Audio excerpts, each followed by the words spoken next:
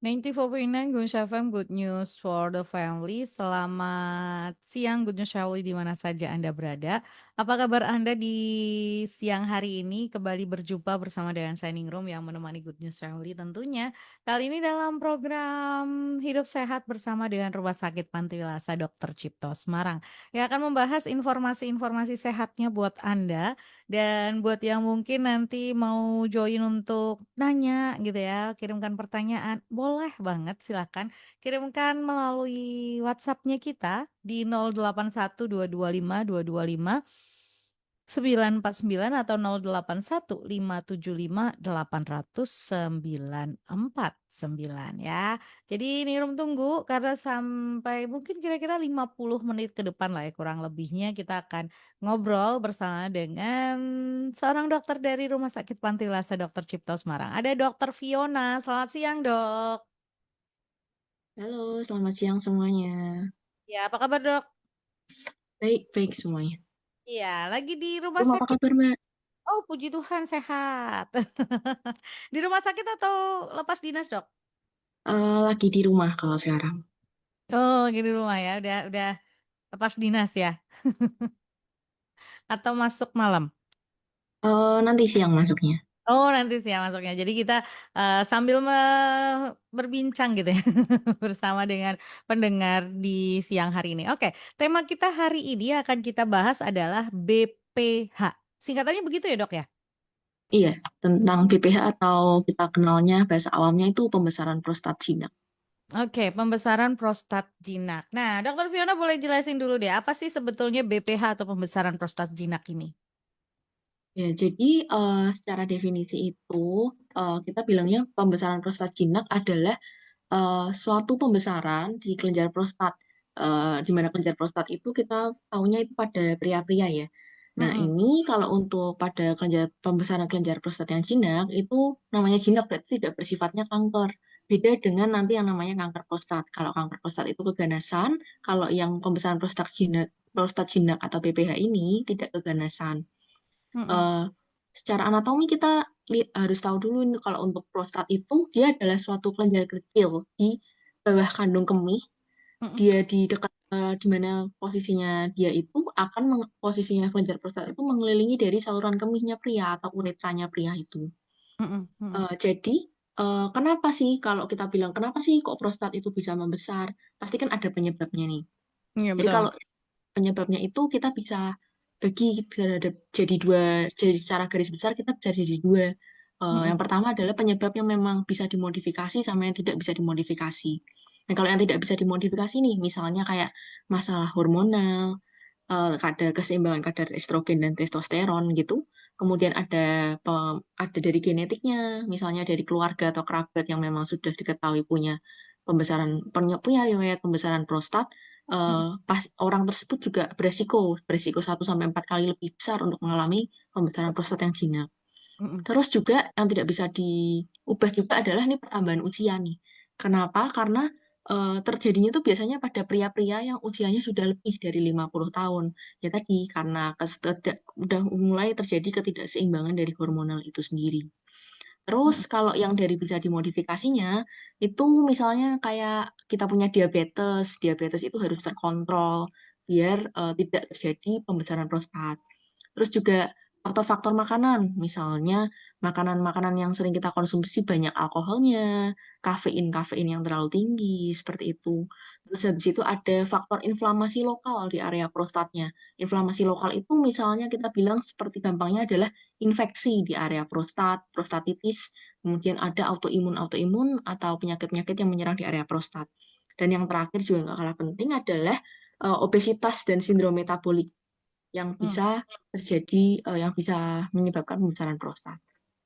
Oke. Nah, kalau kita bilang gejala pembesaran prostat itu kan kita harus tahu untuk biar kita bisa niteni istilahnya Mm-mm, apa nih prostat membesar itu kayak apa gejalanya. Nah, iya, itu gampangnya adalah kita mengenali gejala yang namanya lower urinary tract symptoms atau kita singkatnya dengan LUTS, mm-mm, yaitu gejala-gejala yang berhubungan dengan gangguan berkemih. mm, Misalnya nih, dibaginya secara umum ada 3 gejala penyimpanan di saluran kemihnya.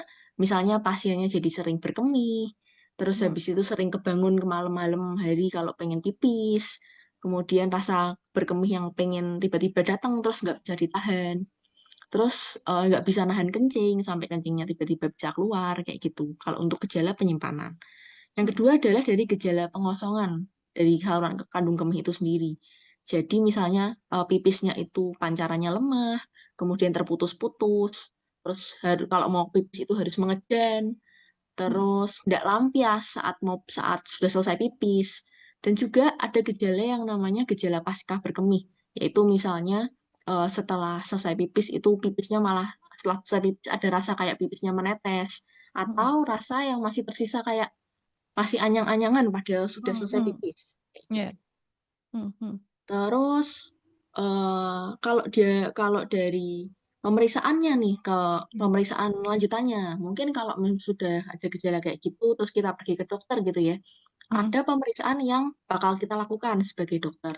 Yang pertama adalah pemeriksaan colok dubur. Jadi kita periksa, kita masukkan jari-jarinya dokter pemeriksanya itu ke dalam lewat anusnya pasien. Nanti kita bisa dari situ kita bisa membedakan nih untuk eh, pembesaran prostatnya ini apakah jinak atau mengarah yang ke ganas dari hasil pemeriksaan dari colok duburnya itu. Terus mm, juga kan dokter akan menyarankan beberapa pemeriksaan tambahan seperti mm, pemeriksaan USG, pemeriksaan urin, pemeriksaan PSA atau prostat specific antigen. Terus bisa dilakukan juga kalau memang perlu bisa sampai biopsi mm, itu untuk membedakan dengan kankernya. mm, Terus kalau namanya dia jinak nih, apakah kadang ada yang bertanya toh, mm, apakah kalau misalnya jinak ini berbahaya? mm, mm, Kalau kita bilang kalau pembesaran prostat jinak, ya itu nggak berbahaya. Cuman, dan dia juga tidak akan meningkatkan dari resikonya kanker prostat. Tapi dari pembesaran prostat jinak ini tentu bisa mengganggu kualitas hidupnya pasien. Kenapa? Ya karena tadi gejala-gejala LUTS-nya itu, gejala-gejala pembesaran prostat itu pasti dirasakan nggak nyaman karena mm, berhubungan dengan pipis.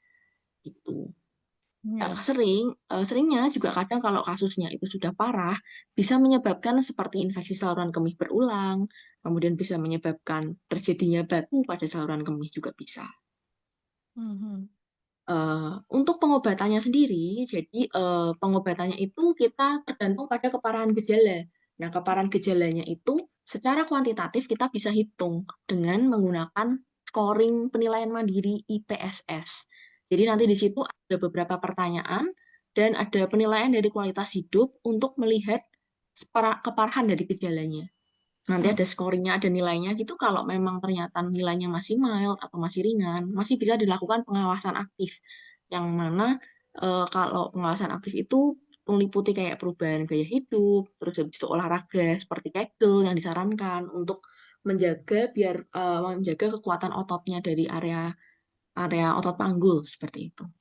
Terus kalau mm, memang perlu, nanti bisa ditambahkan untuk pemberian obat-obatan, seperti pemberian alpha blocker untuk melonggarkan dari otot polosnya prostat dan memberikan obat jenis 5 alpha reduktase untuk mengecilkan dari ukurannya prostatnya itu sendiri. Dan juga kalau memang diperlukan lagi atau gejalanya memang sudah berat dan obat-obatan itu tidak efektif gitu, bisa dilakukan tindakan oleh dokter urologi. Saat ini tindakannya itu sudah cenderungnya saat ini ke minimal invasif, jadi tidak ada sayatan yang besar seperti itu. mm, mm, Hanya operasi-operasi minimal kecil, tapi sudah efektif untuk mengurangi dari ukuran prostatnya. mm, Terus yang terakhir adalah tentunya adalah pencegahannya nih. Kalau si pembesaran prostat ini tentunya nggak selalu memang bisa dicegah, tapi beberapa hal tadi yang seperti kita bilang di depan bisa diganti modifikasi gaya hidupnya supaya memperlambat atau mengurangi gejala dari pembesaran prostat. Misalnya menghindari nih untuk minum kafein yang berlebihan atau alkohol yang berlebihan. Terus kalau pipis mungkin nggak usah ditahan-tahan. Terus mm, untuk mengurangi obesitas dan sindrom metabolik kita mungkin bisa menjaga berat badan, olahraga teratur, seperti itu. Dan juga kalau pada pria-pria yang disarankan udah usianya lebih dari 50 tahun, disarankan memang ada pemeriksaan rutin untuk melihat kondisi prostatnya seperti itu. Jadi untuk BPH itu bisa ditemukan lebih awal dan tentunya bisa dicegah. mm. Ya, Dok. ini kalau BPH ini nggak disertai apa sih, kayak, gejala nggak nyaman gitu atau hanya memang gejalanya hanya tadi berkaitan dengan, eee, urin saja? Kalau untuk BPH memang rata-rata gejalanya adalah gejala dari urin. Mmm, Tapi ketika memang gejalanya itu kayak gejala ringan, tidak nyaman kalau lagi mhm pipis, tidak lampias rasanya seperti itu. mhm Tapi begitu seringnya pasien-pasien yang BPH ketahuan BPH itu mhm. datang ke rumah sakit dengan kondisi di mana dia namanya retensi urin. Retensi urin itu adalah kondisi di mana tidak bisa pipis sudahan. Nah, kalau sudah Oh, tidak bisa pipis itu datangnya itu bukan karena terasa tidak nyaman lagi, tapi karena ada rasa nyeri yang hebat karena tidak bisa pipisnya. Makanya mhm nanti kita harus bantu untuk keluarkan pipisnya, dipasang kateter, setelah itu mhm harus kontrol langsung ke poliurologi. mhm. Ya, artinya gini, eee, orang kan seringkali mengabaikan gejala yang sepertinya, "Alah," gitu, apa sih, "Alah cuman begitu," gitu ya, "Alah biasa," gitu. Sampai kemudian, tadi seperti yang Dokter Fiona sampaikan, datang ke rumah sakit, datang ke fasilitas kesehatan sudah dalam tahapan yang, mmm, ini sudah sangat mengganggu karena udah ada nyeri gitu, udah nggak bisa kencing gitu ya. Nah, mmm harusnya gitu kalau gejala ini apa, atau gimana ya pertanyaannya gini, kapan sih gitu ya seseorang yang dengan gejala seperti ini datang ke rumah sakit gitu? Karena merasanya gejalanya hanya begini gitu-gitu aja Dok, seringkali kan seperti itu. Mungkin yang pertama memang harus aware sendiri ya. Jadi Mhm masing-masing pasien pasti kayak kita bilang mungkin ambangnya adalah mhm berbeda-beda tiap orang. Nah, itu paling gampangnya ya tadi, kita mungkin kalau memang ada gejala seperti yang gejala pipis seperti itu, kita harus cari tadi penilaian dari scoring dari IPSS-nya. Kita bisa scoring mandiri sendiri. Kalau memang ternyata, oh ada nih gejala-gejala yang seperti sudah disebutkan di situ. Jadi mhm scoring IPSS itu isinya seperti ada 7 pertanyaan mengenai rasa tidak tuntas saat buang air kecil, terus buang air kecilnya sering, terus adanya aliran urinnya berhenti saat buang air kecil, rasa sulit menahan pipis, aliran pipisnya lemah, terus harus mengejan, sama sering terbangun malam hari. Nah, kalau sudah ada gejala salah satu dari 7 itu mungkin dari pendengar harus aware gitu ya. Karena mhm jangan-jangan ini gejalanya itu bukan gejala pipis biasa, gejalanya ini adalah gejala yang mengarah ke BPH, apalagi disertai dengan faktor-faktor resiko yang tadi kita sudah bahas di depan. mhm mhm. Jadi, harus mulai mencari tahu gitu ya, apalagi kalau misalnya kayak sering pipis di malam hari itu untuk beberapa pas penderita diabetes itu juga mengalami hal yang sama gitu kan ya Dok ya? Betul. Nah, jadi, ini harus dicari tahu, terus tadi scoring-nya seperti itu. Nah, ini pertanyaan yang sering juga saya dengar sih, jadi pertanyaannya, "Selamat siang Dok, mau nanya, apakah semua pria, apalagi yang sudah usia lanjut, bisa terkena BPH? Lalu bagaimana cara untuk mencegah agar tidak terkena BPH ini?" Terima kasih. Ya, jadi kalau pada pria-pria yang memang sudah berusia lanjut, hampir rata-rata terkenanya BPH. Tapi Mhm tapi kita nggak bisa bilang nih, apakah semuanya 100% pasti terkena, enggak selalu. Karena kan mhm tadi ada faktor-faktornya yang tadi, apakah ada faktor resikonya atau tidak, apakah dari keluarganya ada genetiknya yang mengalami hal yang sama atau tidak, seperti itu. Dan kalau memang untuk pencegahannya, eh, dari pencegahannya mungkin yang paling gampang adalah kita tadi lakukan dari modifikasi gaya hidupnya. mhm Misalnya menghindari kayak kafeinnya, alkoholnya, terus habis itu berat badannya juga harus dijaga untuk menjaga dari faktor-faktor resiko yang memang kita bisa modifikasi. Kalau mhm memang faktor resikonya itu tidak bisa dimodifikasi kan istilahnya kita memang tidak bisa melakukan apa-apa untuk yang itu. Tapi mhm. dari sisi yang faktor resiko bisa dimodifikasi itulah yang kita kejar, yang kita lakukan perubahan supaya bisa mengurangi dari gejala BPH-nya itu. Oke. Jadi, faktor resiko yang bisa dimodifikasi gaya hidup, lifestyle-nya itu harus diperbaiki gitu ya, supaya tidak terkena si BPH ini. Ini ada pertanyaan lagi. Selamat siang, Dok. Apakah BPH ini hanya menyerang pria di usia lanjut atau usia produktif juga bisa terkena? Terima kasih. Jadi kalau BPH itu memang rata-rata terkenanya dari kita bilangnya secara medis, secara prevalensi seperti itu ya.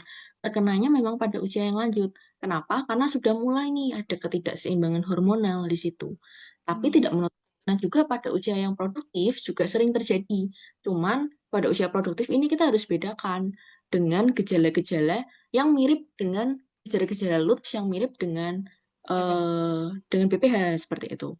Hmm, Karena pada pasien-pasien dengan prostatitis atau infeksi pada prostat, misalnya pasien yang disebabkan mungkin kalau prostatitis itu kan lebih ke karena infeksi saluran pipis atau infeksi akibat IMS, infeksi menular seksual seperti itu, yang memang secara predileksi, preferensinya tuh lebih sering terjadi pada usia produktif. Karena tadi faktor-faktor untuk seperti misalnya kayak menahan pipis atau berhubungan seksual yang tidak aman, seperti itu. oke. Gejalanya akan mirip antara infeksi di saluran pipis yang sudah mengenai prostat dengan BPH. Jadi memang seharusnya kalau memang sudah ada gejala seperti itu akan lebih baik kalau dilakukan pemeriksaan lebih lanjut. Iya. Lakukan pemeriksaan lebih lanjut. Oke, dok, perbedaannya si BPH ini dengan kanker prostat sendiri di mana sih, dok? Eh, jadi kalau untuk BPH dan kanker prostat itu kita bilangnya kalau BPH itu dia masih jinak dan kalau prostat itu dia sudah mengarah ke suatu keganasan. Hmm, Dari sisi anatomi itu sudah beda. Jadi kalau BPH itu dia terjadi pada zona yang transisionalnya, sedangkan kalau kanker prostat itu terjadi pada zona perifernya dari prostat ya, secara hmm, anatominya. Kemudian kalau untuk secara pemeriksaan lebih lanjut, mungkin kalau gejalanya pasti kita susah membedakan karena gejalanya tadi ya sama-sama gejala Sama. Lutz. Hmm, Tapi kalau untuk pemeriksaan dari kanker prostat dan BPH itu paling mudah akan dilakukan oleh dokter dengan pemeriksaan colok dubur tadi. Nah, hmm, kalau colok dubur pada pemeriksaan BPH, kita akan ketemunya itu adalah prostatnya dia akan membesar, hmm, ukurannya besar dan besarnya itu rata seperti itu. Besarnya rata dan ukuran dan kalau dari pemeriksaan itu seperti kita meraba ujung hidung kalau prostat hmm, kalau yang jinak. Sedangkan kalau pada kanker prostat atau keganasan pada prostat, itu pembesarannya tidak akan rata. hmm, Rata-rata pada kanker prostat itu akan kita temukan saat dipegang itu terabanya keras, hmm, nggak seperti meraba ujung hidung dan juga seperti teraba pinjol-pinjol pada prostatnya.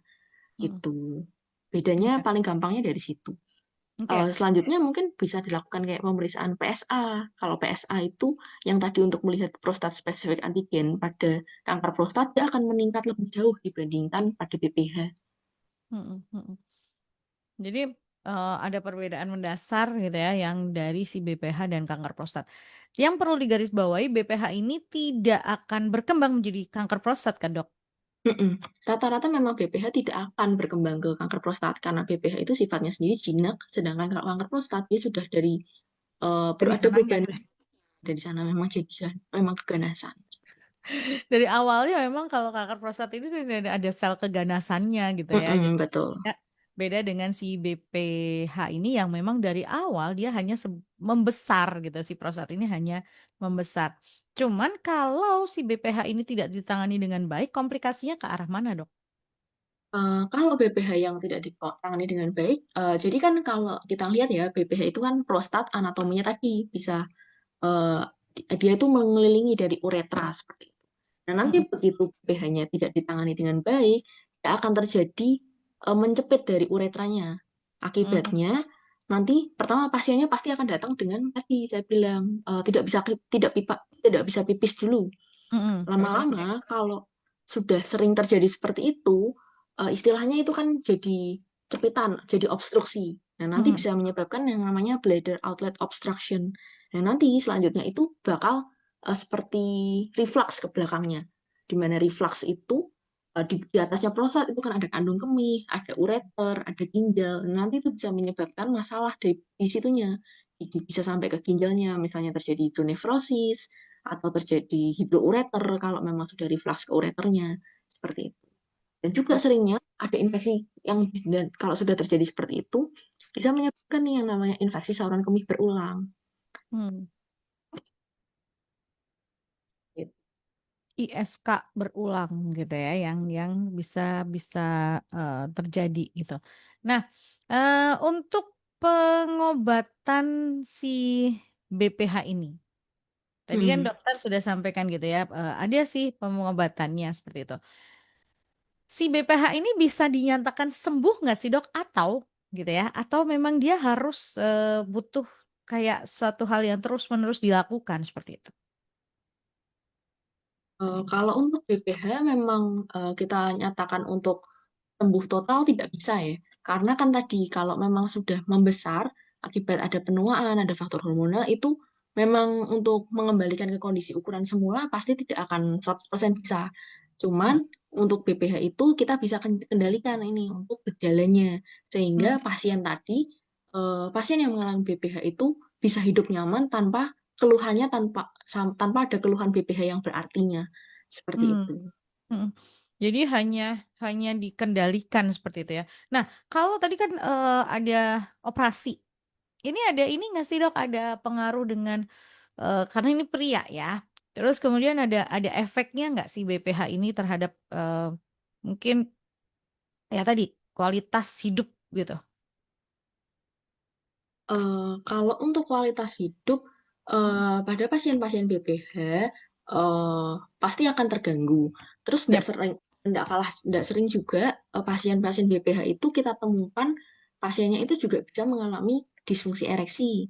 Nah, ya, itu beberapa orang pasti akan mengganggu seperti itu ya. mhm mhm Itu mhm. bisa terjadi akibat komplikasi lebih lanjutnya BPH atau juga bisa sebagai komplikasi dari tindakan operatifnya, seperti Oh, ya ada resikonya berarti? ada resikonya untuk mengalami disfungsi ereksi, tapi tidak selalu Mhm, pasien-pasien BPH akan mengalami itu, gitu. ya. Jadi itu resiko yang, dihadapi tapi tidak selalu seperti itu gitu ya. Cuman memang ada faktor resiko tadi bisa dikendalikan. Caranya dengan apa? Caranya dengan jaga hidup gitu ya. Kafein, minuman alkohol, itu kegemukan gitu ya. Itu harus harus mmm, bisa di-organize dengan baik lah ya. Kalau bisa diturunkan, kalau bisa dihapus gitu kan, kalau bisa lebih baik lagi. Nah, seringkali kasus yang ditemui ketika di rumah sakit tuh, BPH ini ada dalam kondisi seperti apa sih, Dok? Kalau, saya sendiri kan saya memang basic-nya adalah dokter jaga IGD gitu ya. Mhm mhm Jadi kalau begitu ketemu kasus BPH, mhm. rata-rata itu pasiennya memang tadi sudah seringnya adalah mengalami retensi urin. Mmm, Urin tuh pipisnya memang nggak bisa keluar sama sekali. Begitu kita mhm. coba pasang kateter untuk mengeluarkan pipisnya, kadang itu kita kesusahan untuk pasang kateternya. Jadi kita harus pasang kateter yang ukurannya kecil. Misalnya Karena dia karena sudah kan kecepit itu ya? udah mulai kecepit dari BPH-nya, seperti itu. Mmm, mhm. Nah, artinya kalau memang Anda sudah mulai gejala-gejala tadi yang disampaikan oleh Dokter Fiona gitu ya, sering berkemih, terus mulai kayak ngerasa nggak tuntas, atau malam juga, terus atau misalnya berkemih itu rasanya datang timbul tiba-tiba sampai Anda nggak bisa ngontrol gitu ya, ya itu, harus lakukan sesuatu datang ke dokter gitu ya, jangan sampai sampai, sudah nggak bisa gitu ya, paling nggak hanya kemudian tadi kan diambil dipasang kateter untuk keluarin. Nah, tindakan lainnya biasanya disarankan apa? Kalau sudah sampai nggak bisa berkemih ini emang harus operasi atau biasanya dengan obat aja cukup? Kalau memang itu kan kalau tata laksana utamanya pada saat pasien yang memang tidak bisa berkemih, seperti itu ya, Mmm, kita pasti akan keluarkan pipisnya dulu, kita coba untuk keluarkan pipisnya. mhm Kalau di rumah sakit kami, di Panti Asuhan Dr. Cipto, memang kita akan coba untuk pasang kateter terlebih dahulu, sampai ukuran kateternya itu yang paling kecil. Tapi mhm kalaupun ternyata pasien itu sudah dicoba dengan kateter yang paling kecil, namun masih tetap tidak bisa, kita biasanya akan lakukan pasiennya itu kita akan minta untuk ke Karyadi, seperti itu rata-rata, untuk, dilakukan pemeriksaan lebih lanjut. Misalnya kalau mhm diminta untuk pemasangan kateter yang lebih lebih advance, seperti itu. mhm mhm mhm Bisa dilakukan dari pemasangan sistostomi suprapubik. Nah, tapi kalau memang ternyata dipasang kateter itu sudah bisa di kami, ya berarti kami akan tata laksana itu dan kami biasanya sih, kita berikan saran untuk keluarganya, untuk pasien tersebut, untuk segera kontrol ke poliurologi dan untuk melepas kateternya itu harus di poliurologi, seperti itu. Kalau oh, kita lepas sendiri, yang ditakutkan adalah ada jepitan lagi. Nah, kalau jepitan Mmm, berulang itu kita pasang kateter ulang, takutnya malah bisa melukai dari uretranya pasien. mhm. Oke, jadi, kalau ada pasien begini memang yang dicurigai sudah dia BPH itu sampai tercepit saluran uretranya itu, pasang kateter terus kemudian untuk ceknya ke bagian urologi untuk dicari tahu lebih lanjut gitu ya, Dok, ya?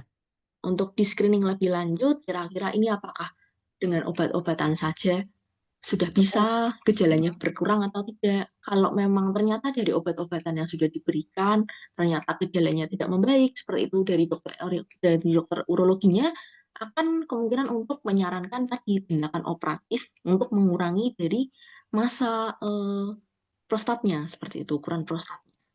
Oke, yap. Eh, karena beberapa orang ada yang merasa, apa ya, kayak kayak yang ngeri gitu loh kalau udah ngomong tindakan operasi gitu. Terus akhirnya kemudian gejala-gejala minornya, gejala-gejala kecilnya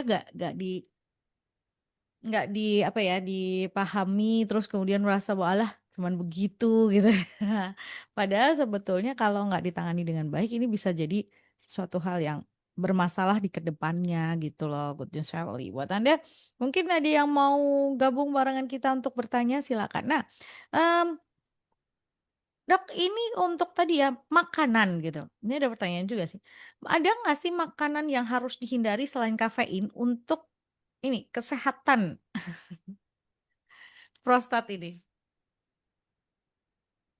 Kalau untuk makanan spesifik, Mhm, yang sebaiknya dihindari itu biasanya memang rata-rata adalah kayak kafein, karena kalau kafein itu tadi sifatnya dia bisa, eee, sifatnya kalau kafein itu adalah diuretik gitu ya. Jadi seringnya pasien-pasien BPH itu begitu minum kopi, memang pasiennya dari BPH itu memang sifatnya adalah memang pasiennya sering kencing, dengan pemberian kafein, dengan pemberian minuman kopi, teh, seperti itu, dia mhm, malah jadi bikin sering kencing, lebih sering kencing, akibatnya jadi pipisnya jadi rasanya nggak nyaman gitu.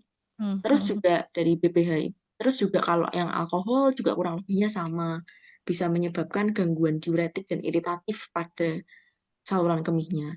Terus misalnya tadi pasien-pasien dengan makanan yang kalau yang dihindari mungkin kayak makanan-makanan yang tinggi lemak, kayak misalnya gorengan seperti itu. Nah, itu nanti bisa menyebabkan inflamasi yang lebih berat dan bisa memperburuk dari tadi obesitasnya, metabolic syndrome-nya.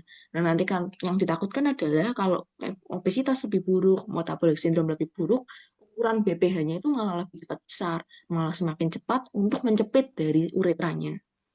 mhm. Terus misalnya kayak makanan-makanan yang tinggi garam. Kalau tinggi garam itu bisa menyebabkan tadi efek diuretik sehingga pipisnya lebih sering terutama pas malam.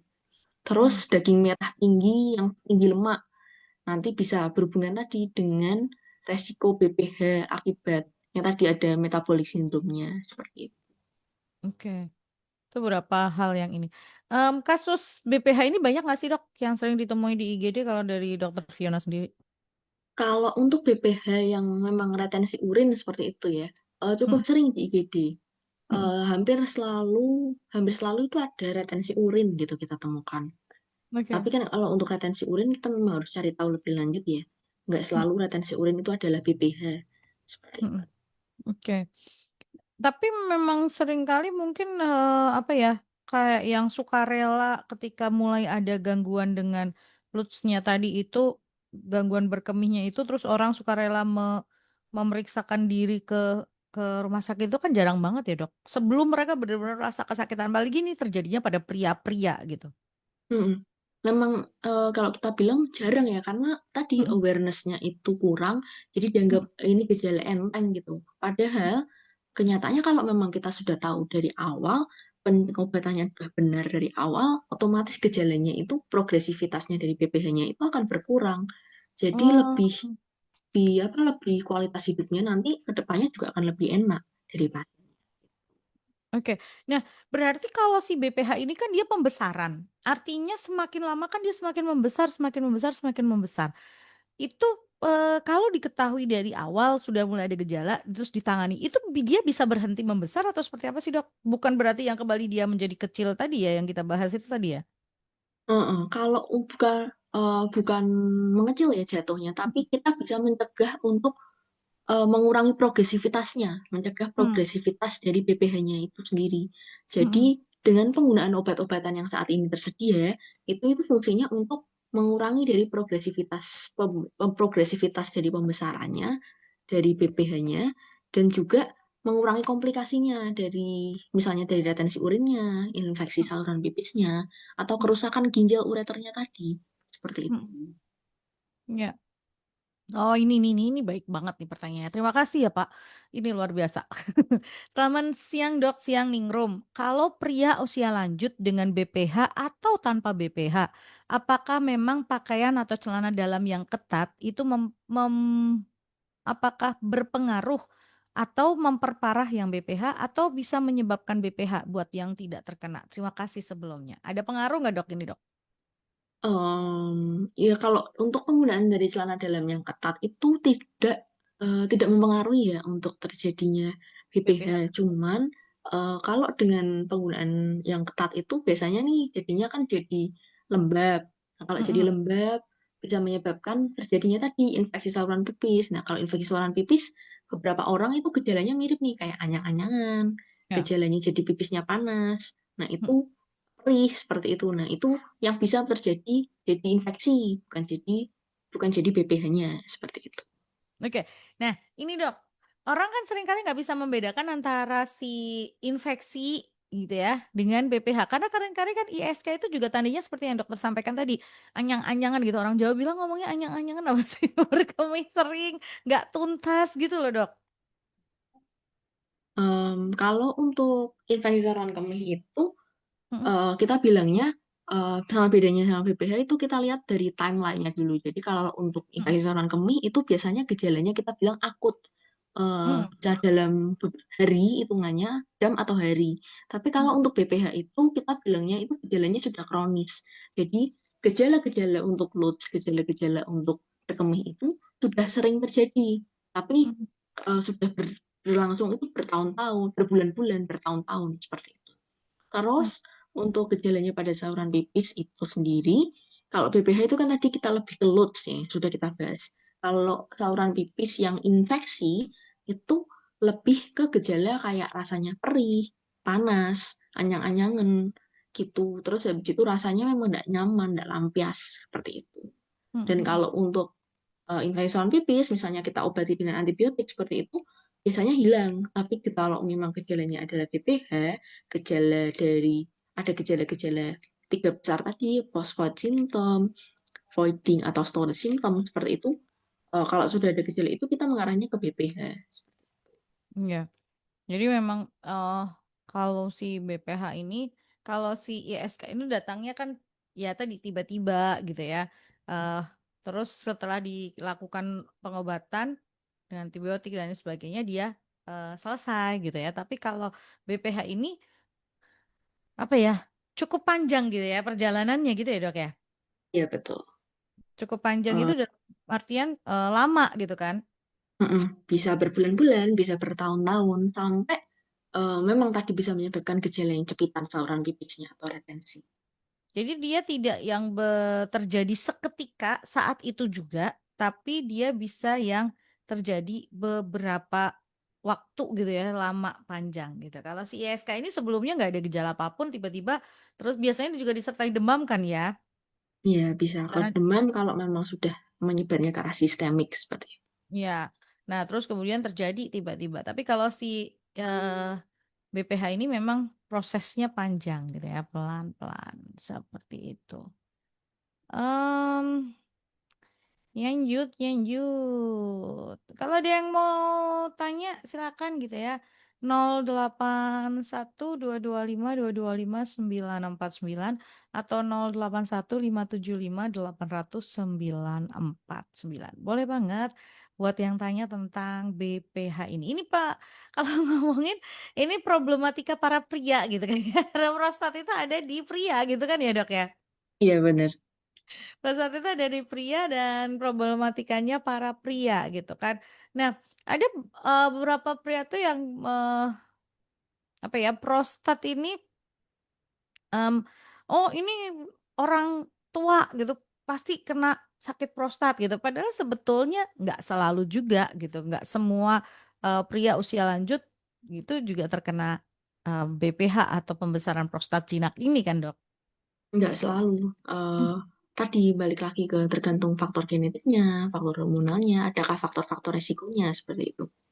Ya, ada faktor resiko nggak? Ada faktor yang memperberat nggak? Ada faktor yang mungkin kebiasaan-kebiasaan yang kemudian memperberat nggak? Hingga pada usia sepuhnya gitu, usia ininya terjadi pembesaran prostat ini. Nah, kalau seringkali ini kan terjadi pada usia-usia lanjut gitu ya, usia yang senior gitulah ya.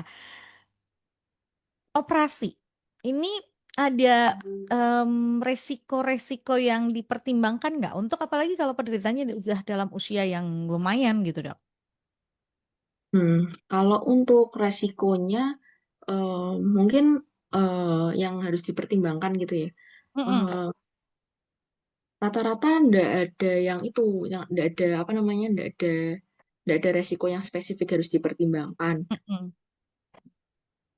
Cuman apa namanya, pada kasus-kasus BPH yang resikonya itu misalnya nih kalau pasiennya mhm. itu ada komorbid yang tadi Mmm, misalnya ya, misalnya kayak ada komorbid diabetes, nah itu harus diatasi dulu untuk diabetesnya, atau ada infeksi, atau ada resiko-resiko misal alergi seperti itu. Tapi untuk resiko secara umumnya aja sih, kalau untuk resiko yang lainnya enggak. ya, kalau untuk resiko yang lain tidak. Lanjut, mmm, selamat siang, Dok. Apakah BPH dan kanker prostat bisa dipengaruhi karena orang yang terlalu sering duduk saja, misal kerja kantoran dan lain sebagainya?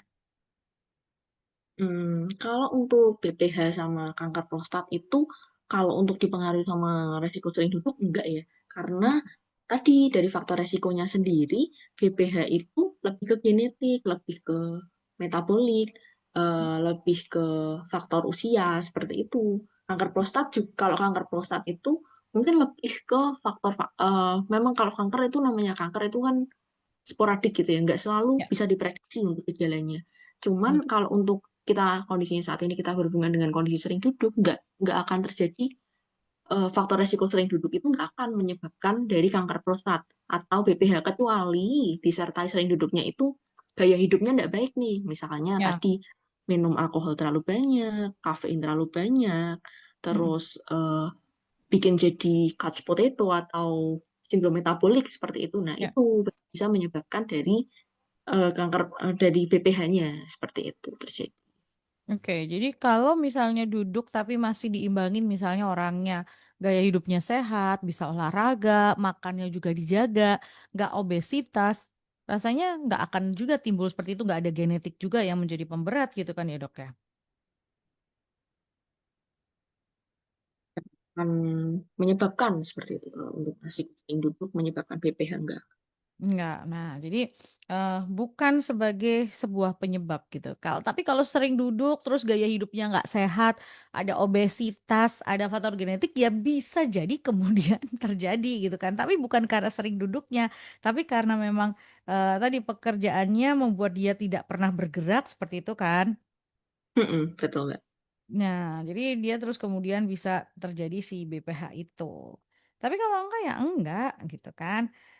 Nah, eh, BPH, atau pembesaran prostat jinak. Orang seringkali mengabaikan gitu ya, karena tadi nggak merasa yang di awal-awal itu sudah mungkin sudah kerasa, tapi merasa bahwa itu adalah sesuatu hal yang kayak, yang nggak ganggu atau justru merasa kayak yang, aduh kalau mau periksa, sungkan gitu ya, atau kalau mau periksa ada nggak sih Dok yang kayak gitu?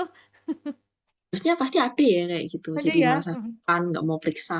Apalagi kan mhm, mungkin masalah tentang pipis, masalah tentang iya, perkemihan, itu kan kayak salah satu mungkin pada beberapa orang itu jadi topik sensitif gitu. betul Jadi pasti betul, ada rasa kayak malu, jadi enggan mau periksa itu pasti ada. mhm. Jadi kayak yang, "Aduh sungkan ah, malu ah," gitu ya, "mau periksa ah." Karena, ngomongin ini mungkin ada mitos-mitos atau fakta-fakta di lapangan gitu ya tentang BPH. Nah nih nanti kita cari tahu ya, mitos atau fakta. Nah, oh iya ini Dok, eee, minum minum minum minum, orang kan, apa ya, eee, ini kan memang BPH ini beda dengan ISK, beda juga dengan orang misalnya gangguan, apa, gangguan di urologinya gitulah ya istilahnya gitu ya. Nah tapi ada pengaruh nggak, misalnya orang yang nggak suka minum air putih gitu-gitu, terhadap si BPH ini? Kalau secara umum kayaknya nggak ada ya untuk Nggak ada resiko ya? minum air putih. Mhm, Resiko minum air putih terhadap misalnya yang kurang gitu terhadap BPH harusnya nggak ada. Karena kan mhm, kalau BPH itu lebih ke masalah otot dan masalah hormonal seperti itu, bukan masalah mmm, minumnya.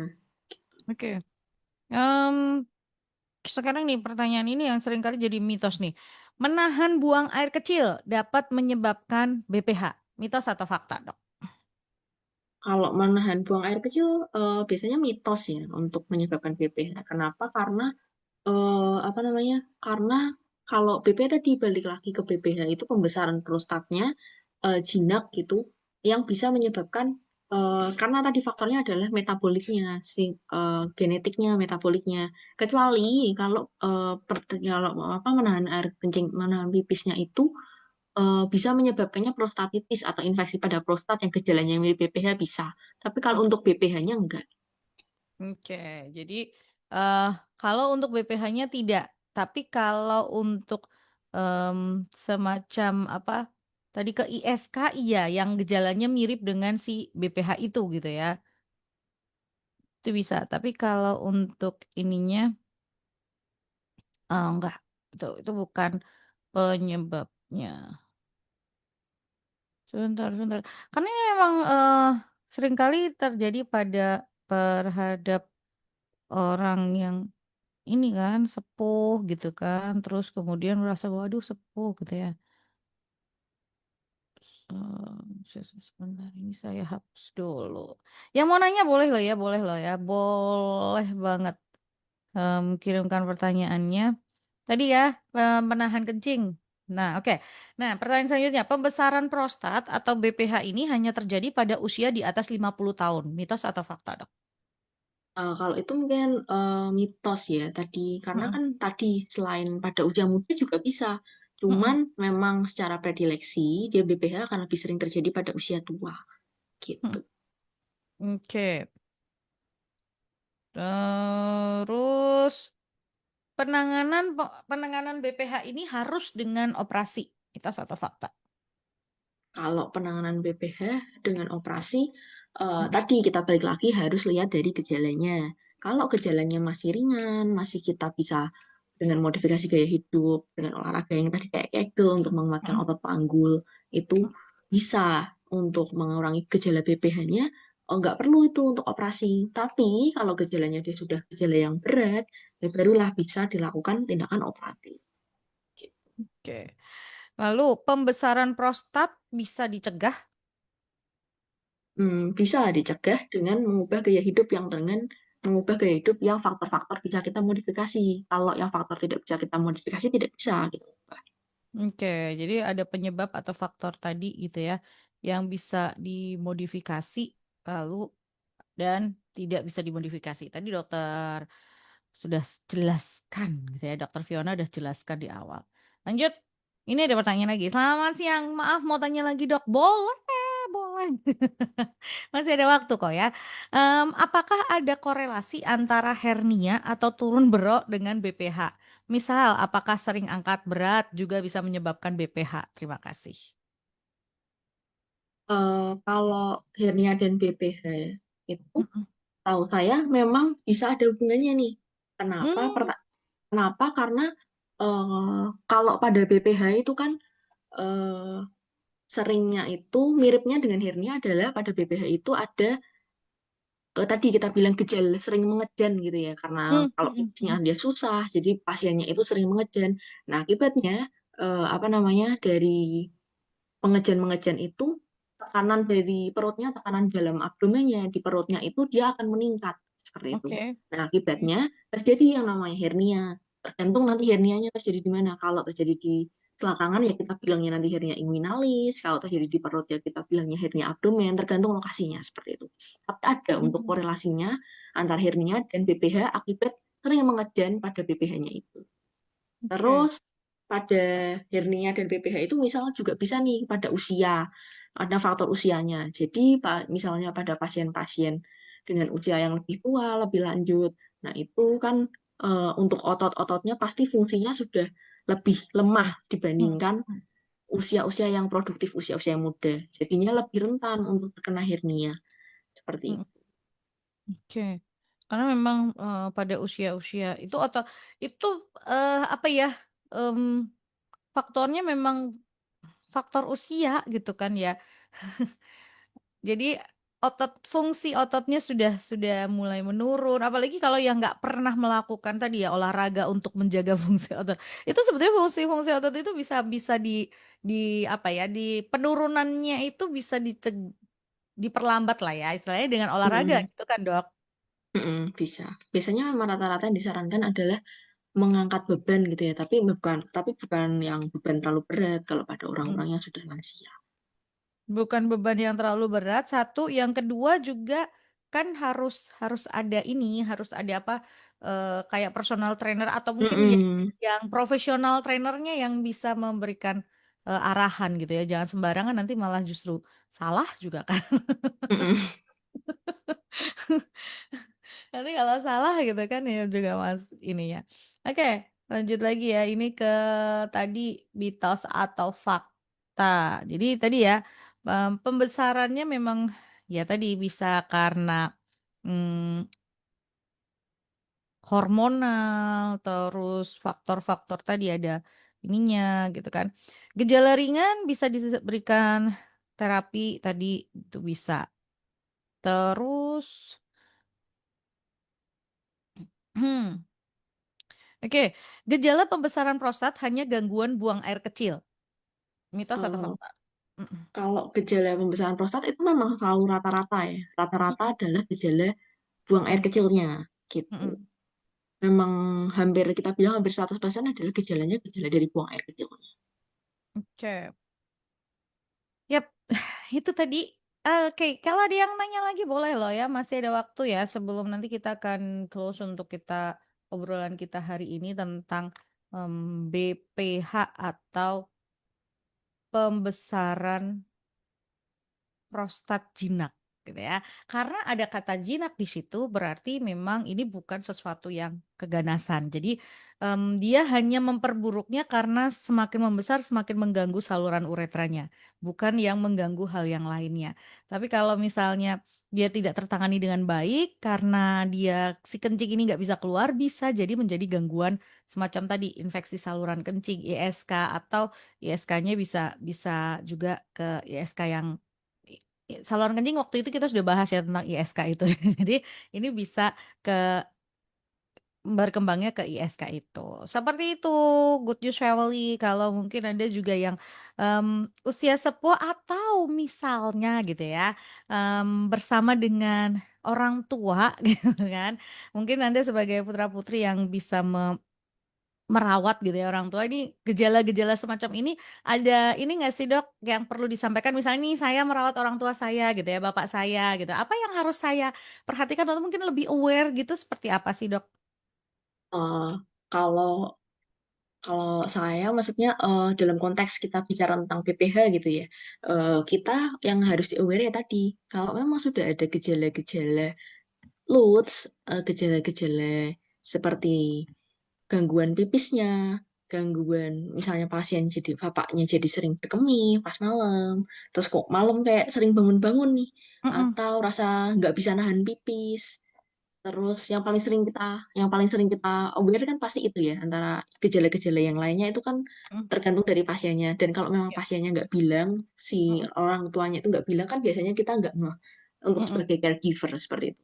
Tapi yang iya, sering kita yang sering kita ngeh adalah sering berkemihnya, sering kebangun malam harinya, atau rasa yang tiba-tiba pengen pipis nggak bisa ditahan sampai ngompol seperti itu kita mhm gampangnya. Nah mhm, itu kalau sudah ada kayak gitu, kita harus aware nih. mulai check up Kita ya, perlu nggak sih kira-kira bawa ke dokter untuk pemeriksaan lebih lanjut seperti mhm, itu. oke, yap. Ini ada pertanyaan selanjutnya.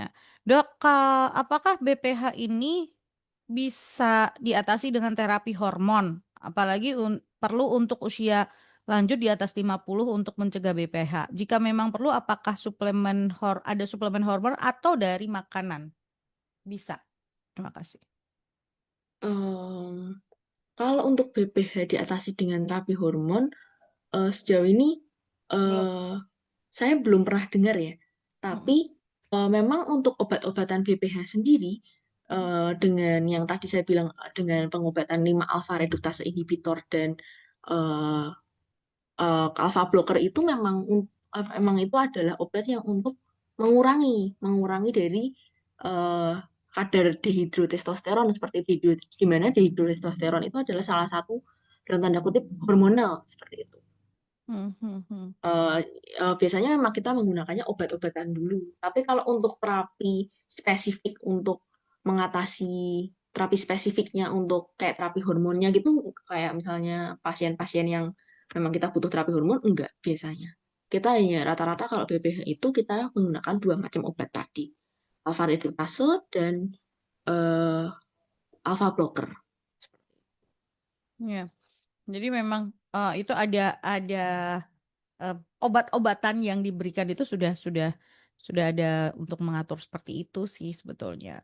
Cuman memang em, harus ini dulu ya, kita sebagai orang yang mungkin merasa gitu ya, si pasien ini juga keluhan ini harus mulai ditanggapi dengan serius gitu ya. Kalau misalnya ada keluhan-keluhan tadi dalam eh, berkemih tadi itu harus mulai ditanggapi serius. Misalnya tadi nggak tuntas lah atau merasa kok sering ya atau kayak nggak bisa nahan ya. Itu harus mulai diperhatikan dengan serius. Ini terjadi terus-menerus atau hanya kondisi ini terjadi berkala? Kalau si BPH ini tadi Dokter Fiona sampaikan ini terjadi terus-menerus seperti itu ya Dok ya?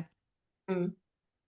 Bukan sesuatu yang hilang dalam 1 2 hari gitu. Nah, kalau memang ini terjadi terus-menerus ya ayo mulai ke fasilitas kesehatan untuk tanya gitu ya, untuk diperiksa sehingga nanti dokter bisa oh seperti ini. Apalagi kalau sudah di usia usia tadi di atas 50 misalnya. Nah, itu harus perlu untuk diperhatikan.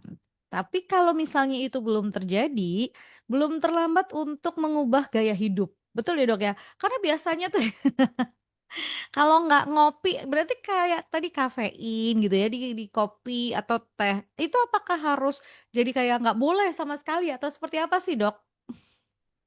Kalau kita bilang nggak boleh sama sekali, nanti kasihan gitu ya sama orang-orangnya memang sudah biasa. Tapi alangkah lebih baiknya ya tadi, kalau kafein dan teh gitu itu memang kita kurangi untuk mengurangi Hmm, gejala diuretiknya.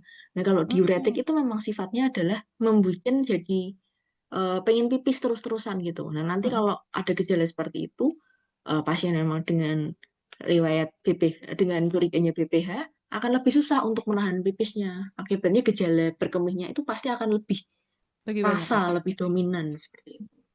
Oke. Jadi kalau memang ada gejala itu, datang ke fasilitas kesehatan, datang ke dokter untuk disampaikan gitu ya. Terus kemudian dokter menyarankan apa, obat apa yang diberikan. Dan kalau sudah seperti itu, dia harus konsumsi obat itu terus-menerus gak sih dok? Kalau untuk BPH memang rata-rata dokter itu akan memberikan obat untuk Mm-mm, hormonal itu, obat untuk 5 alfa reduktase dan alfa alfa itu, alfa blocker itu rata-rata akan diminum terus sampai kita evaluasi gejalanya. Biasanya kan mm, kayak gitu setiap 6 bulan sekali akan dievaluasi gejalanya. Kalau mm-mm. untuk gejalanya membaik, dosisnya itu pasti akan pelan-pelan Gitu. diturunkan Oh, sampai capek dosis maksimal atau kalau memang bisa nggak pakai obat sama sekali akan di stop obatnya. Tapi tadi hmm. harus melewati proses untuk evaluasi dulu, 6 bulan secara berkala. Kalau baik, baru tadi bisa dikurangi pelan-pelan. Jadi kontrol rutin perlu ya. Tuh, harus perlu pemantauan lanjut, pemantauan secara rutin. Ya. Jadi harus ada pemantauan secara rutin. Jangan sampai karena merasa udah minum enak nggak periksa gitu ya. Sering kan terjadi seperti itu nggak sih dok? Seringnya kayak gitu, rata-rata pasien sekali minum, oh sudah sekali atau biasanya kan kayak 2 mingguan ya, 2 mingguan minum, Mm-mm, oh kok enak ya gejalanya, berkurang. Ya sudah, mm-mm, nggak periksa. tahu-tahu begitu datang itu sudah dengan kondisi yang kita tadi bilang retensi urin. Jadi kan Mhm.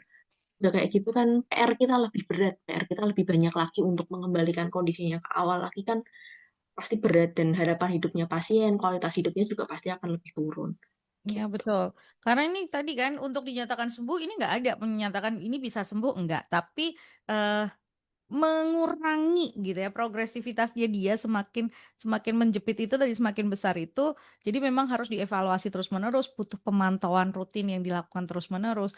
Dan buat mungkin Anda sebagai pendamping-pendamping juga harus bisa menyemangati ya, jangan terus kemudian kayak yang, eee, nggak mau periksa, nggak mau pemantauan, aduh gitu ya, karena kasihan. Mereka juga butuh support loh kalau buat, eee ini apa, orang tua ini apalagi yang sudah di atas tadi, di atas usia 50 udah sepuh gitu ya, butuh untuk didampingi, untuk tadi, balik lagi ke dokter untuk evaluasi dan lain sebagainya. Jangan sampai terus kemudian terjadi seperti yang disampaikan oleh Dokter Fiona, datang balik-balik udah lebih berat lagi gitu. Oke, terakhir Dok, kesimpulan dari apa yang kita bahas hari ini buat pendengar Good News? Kalau untuk kesimpulan ya tadi ya, dari BPH ini bukan suatu keganasan. Jadi BPH Mhm, ini adalah suatu pembesaran prostat yang jinak, yang mana tadi bisa disebabkan dari faktor-faktor yang bisa dimodifikasi maupun faktor-faktor yang tidak bisa dimodifikasi. mhm. Ada gejala-gejalanya rata-rata adalah gejala dari saluran pipis, di mana yang paling sering ketemu biasanya kayak bangun saat malam, rasa pengen pipis nggak bisa ditahan, seperti itu. Dan juga kita bisa untuk BPH ini kita bisa berikan pengobatan dulu. Kita bisa awasi dulu untuk gejalanya, kita bisa berikan dengan obat-obatan dulu untuk mengurangi ukuran prostatnya, mengurangi dari masalah dari prostatnya itu. Baru kalau memang ternyata tidak mempan, baru kita bisa lakukan untuk tindakan operatif. Untuk BPH sendiri ini beda dengan kanker prostat, di mana kalau kanker prostat adalah keganasan, dan kalau BPH ini bukan suatu keganasan. Dan Yap. sekalian mungkin sedikit promosi ya Mbak ya. Boleh boleh. Eh, jadi untuk dari Panti Wilasa Dokter Cipto sendiri, kita sudah punya dokter urologinya ada dua. Yang pertama Mhm kemarin dokter Eriawan gitu, kalau dokter Eriawan prakteknya setiap sore. Kalau mhm dokter kita yang baru baru bergabung adalah dokter Sidarta seperti mhm. itu. Dan dokter Sidarta itu prakteknya setiap hari Senin, Rabu, dan Jumat setiap jam 7 sampai jam 9 malam. Oke. Gitu. Jadi kalau urusannya dengan BPH ini nanti ke dokter spesialisnya biasanya spesialis urologi ya, Dok, ya? Spesialis urologi. Oke, nanti dokter spesialis Jadi urologi yang akan memberikan ini kan? memberikan untuk terapi lanjutnya. Jadi jangan takut konsultasi dulu nggak apa-apa. Iya. Konsultasi apa nggak bakal bikin ada apa-apa ke depannya. Justru malah kalau ada apa-apa bisa kita tahu lebih awal lebih baik gitu. Betul. Jangan terus kemudian ketakutan, "Aduh nanti kalau periksa nanti takut ada sesuatu hal," gitu ya. Loh, justru periksa dulu biar bisa tahu gitu ya, ada suatu hal bisa ditangani. Prinsipnya adalah lebih cepat lebih baik. Seperti itu kan ya, Dok? Betul, lebih cepat lebih baik. Jadi bisa tahu penanganan yang tepat dan terapi yang tepat tentunya. Oke, buat Anda yang membutuhkan layanan kesehatan, bisa datang langsung ke Rumah Sakit Pantiwilasa Dr. Cipto Semarang. Informasi lebih lengkapnya juga ada di Instagramnya Rumah Sakit Pantiwilasa Dr. Cipto. Di situ Anda mau daftar atau mau lihat jadwal dokter bisa, itu udah connect langsung gitu ya. Jadi silakan buka Instagramnya Rumah Sakit Pantiwilasa Dr. Cipto. Sudah ada dokter urologi yang ada di Rumah Sakit Pantiwilasa Dr. Cipto ya. Oke, Dokter Fiona terima kasih ya. Ya, terima kasih dari Mbak Ningrum, dari pendengar sudah eh, ikut bincang-bincang kita siang hari ini. Iya betul. Selamat dinas ya, Dok, ya, udah mau berangkat nih. Terima kasih. Iya, dan terima kasih buat Rumah Sakit Pantiwilasa Dr. Cipto Semarang yang sudah support Good News, sudah mengedukasi masyarakat di Kota Semarang juga tentang masalah-masalah kesehatan dan juga sudah memberikan layanan kesehatan untuk masyarakat di Kota Semarang. Sekali lagi ya, Anda yang membutuhkan layanan kesehatan bisa langsung ke Rumah Sakit Pantiwilasa Dr. Cipto Semarang. Terima kasih untuk hari ini, terima kasih untuk siang hari ini. Berharap apa yang dihadirkan boleh jadi berkat dan bermanfaat buat setiap Anda. Sampai jumpa.